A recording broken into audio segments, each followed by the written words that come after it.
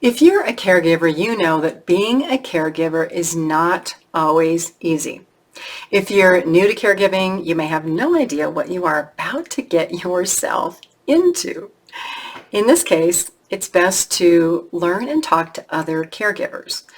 Research. Find out as much as you can about caregiving so that you know what to do when caregiving is not easy.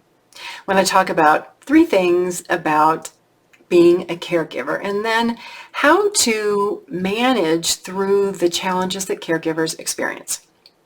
The first is that as a caregiver, you will notice that you are starting to have to make choices and trade-offs.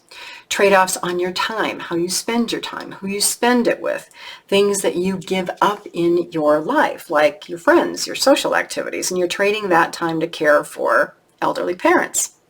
And you're also involved in having to make hard choices. What things do you talk to your parents about? What things do you let go because they're not so important? And some things are way more important, like whether your parents should be driving a car or not if they've had accidents, your parents taking medications, not taking medications, refusing to go to the doctor, taking care of themselves. There are so many decisions and choices in caregiving.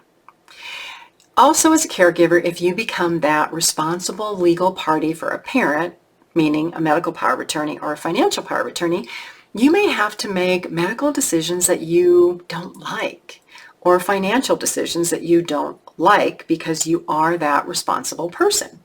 That can make being that caregiver very difficult because mom or dad may not be happy with the suggestions that you're making.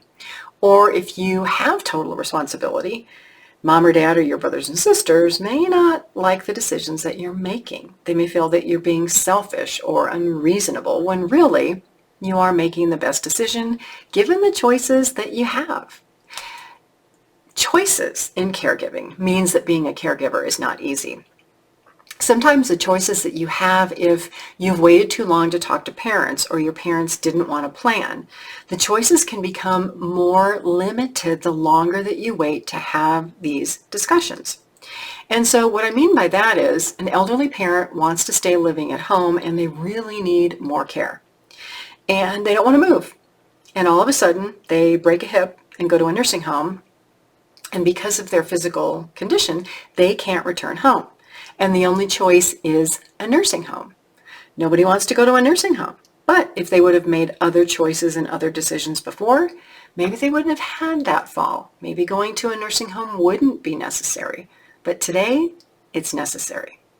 So as a caregiver, the more information you can seek, the more educated you can become, take online caregiving courses, participate in caregiver support groups. I know it sounds like a lot of work, but this work up front and this time that you dedicate to your learning can save you a lot of time and a lot of worry about making the right choices and about avoiding mistakes in caring for an aging parent. Thanks for joining me for this video. There's a lot of help for caregivers and aging adults on my website about health, wellness, caregiving, everything in between. Share this video with others you know who are looking for hope, help, and support, and I'll see you again soon in another video.